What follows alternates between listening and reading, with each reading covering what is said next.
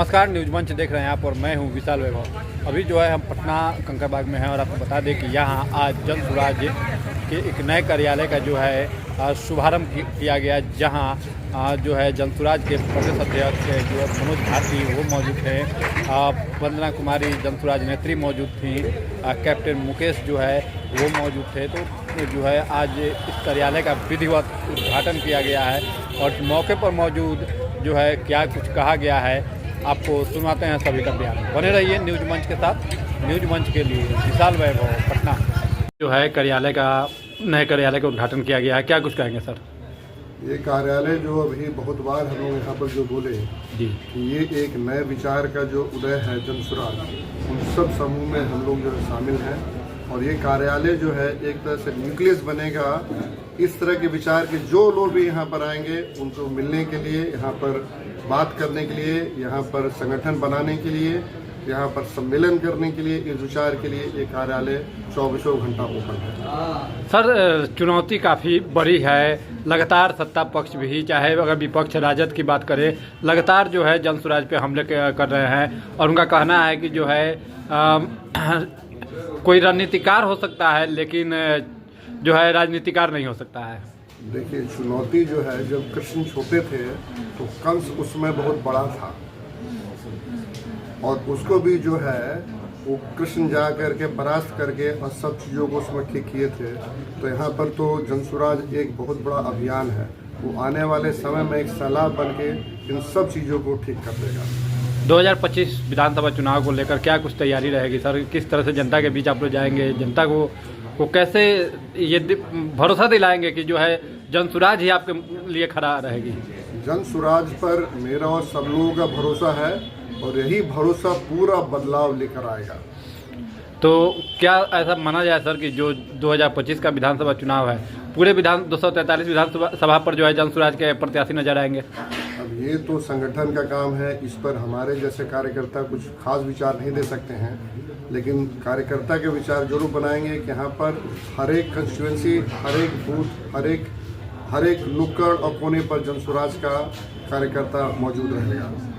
धन्यवाद sir. Thank you. Madam, आज जो है एक नए कार्यालय का उद्घाटन किया गया है, क्या कुछ कहेंगे इस अवसर पे? देखिए, हम लोग बहुत खुश हैं। जैसे हर बार हमने कहा है, ये तो अभी झांकी है, पिक्चर अभी बाकी है। अभी अपने 14 विधानसभा में पार्टी कार्यालय का ये ऑफिस हर इसमें विधानसभा में ओपन होना है, जिसकी शुरुआत आज हो गई है।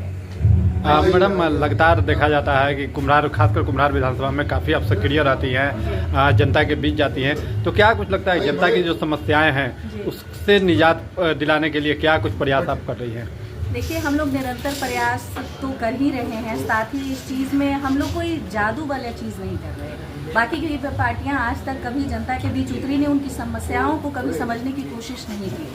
जिस वजह से लोगों का प्यार हम लोगों को मिल रहा है, उनके बीच जाती हूँ तो उनकी समस्याएं समझ में आती है, जितना निदान दे सकते हैं उतना देते हैं और जो नहीं कर सकते हैं उन समस्याओं को वहाँ तक पहुँचाते हैं सो दैट उनका निदान मिल सके। 2025 चुनाव की तैयारी को लेकर जो है क्या कुछ रणनीति जो है तैयार की जा रही है? हम लोगों के चुनाव जीतने की कोई रणनीति नहीं रहती है। हमने बार बार कहा है, हम जनता के समस्याओं पे काम करने आए हैं, उनकी चीज़ों को समझने आए हैं, उनके दर्द के साथी बनने आए हैं और उसी को लेकर के आगे बढ़ेंगे। जनता का प्यार मिलेगा तो चुनाव जीत ही जाएंगे।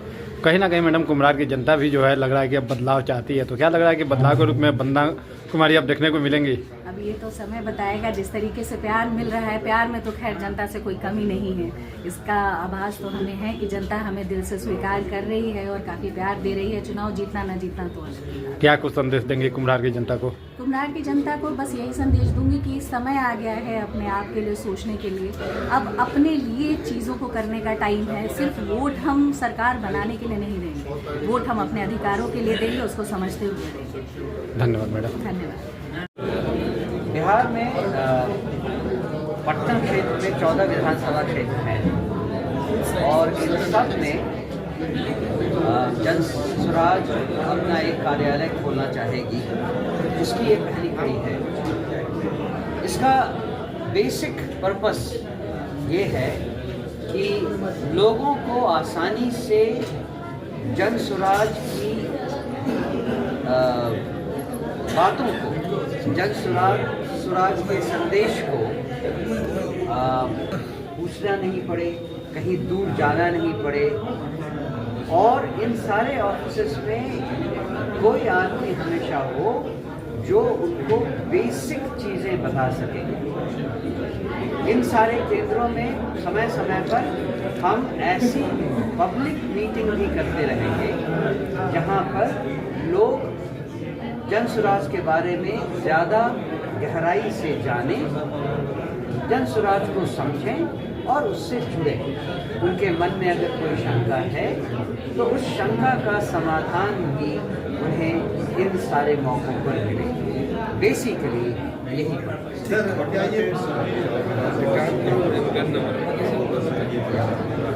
जी। क्या ये माना जाए कि 2025 के चुनाव का अब आपको लिटरेरी फॉर्म में जो कह लें, लेकिन चुनाव तो चुनाव है, उसके लिए शंखनाद की जरूरत नहीं है। हम तो शुरू से ही काम कर रहे हैं। जब जिस दिन से पार्टी बनी उस दिन से एम यही था कि 2025 का चुनाव लड़े, है ना? की जो स्थिति है उससे हम सारी महिलाएं अवगत हैं, लड़कियां जो बैठी हैं वो भी जान रही हैं कि हम लोगों को बोल तो दिया जा रहा है बेटियां पढ़ेंगी, बेटियां समाज सुधारेंगी, बेटियों को जगह दी जाएगी, लेकिन क्या ये सच में समाज में हो रहा है? नहीं है। क्यों नहीं है? क्योंकि हम अपने अधिकारों से खुद रूबरू नहीं है। हम लोगों को वो बताया ही नहीं जाता है कि आपको क्या करना है। हमें पढ़ना है, हमारी पढ़ाई की व्यवस्था कर दी जाती है, आपको सरकारी नौकरी करनी है, आपको उसकी व्यवस्था करते हैं। कोई नहीं कहता कि अगर नौकरी नहीं हुई बेटी तो कोई ना बिजनेस कर लेना, उद्यमी बन जाना, 100 लोगों को रोजगार दे देना। प्रशांत जी यही तो चीजें समझा रहे हैं, और वही अगर हम नहीं समझेंगे तो फिर कहाँ तरक्की कहाँ है? आज हम महिलाओं को जो जन स्वराज दे रही है, आज तक किसी पार्टी में नहीं दिया। जिस तरीके से आज संघ ने बुला के यहाँ महिला सशक्तिकरण का जो ये दिया है और जितना सम्मान मुझे दिया गया है पार्टी में, वो मैं बयान भी नहीं कर सकती। हम लोग सिर्फ नाम के लिए पार्टियों में काम नहीं करते, हम लोग काम करने के लिए। हमें बताया जाता है कि महिलाओं को भी ये समानांतर अधिकार दिया जा रहा है कि नहीं, आप आगे आ सकती हैं, आप चीज़ों को कर सकती हैं, और हम लोग कर रहे हैं बताएं। तो मैं आप सबसे यही कहूँगी, जितनी रूढ़िवादी विचारधारा को लेकर के हम लोग चलते आ रहे हैं, अच्छा हमें क्या भागीदारी लेनी है राजनीतिक। आज से पहले मैं भी यही सोचती थी, आज से विगत 2 साल पहले, कि पॉलिटिक्स से हमारा कोई लेना देना नहीं है, जो व्यवस्था चल रही है वो चल रही है। और मुझे लगता है यहाँ उपलब्ध जितने लोग हैं, कहीं ना कहीं उनके मन में भी यही विचारधाराएं हैं कि हम क्या कर लेंगे, हम इस व्यवस्था में आके क्या बदल सकते हैं। अगर हम ही बदलाव नहीं करना चाहेंगे तो कौन करेगा? कहीं ना कहीं तो शुरुआत हम लोगों को ही करनी होगी। तो जब हम लोग खुद में ये बात समझने लगेंगे तो एक एक करके पूरी व्यवस्था बदल जाएगी। तो इसकी शुरुआत जन स्वराज ने करी, एक एक लोगों को जोड़ने के लिए। और जैसा कि हमारी पार्टी का नाम है जन स्वराज, जनता का सुंदर राज, इसको बनाने में एक एक कर आगे बढ़िए और इसके विचारधारा के साथ जुड़िए। इसके साथ मैं अपने शब्दों को विराम देती हूँ। धन्यवाद।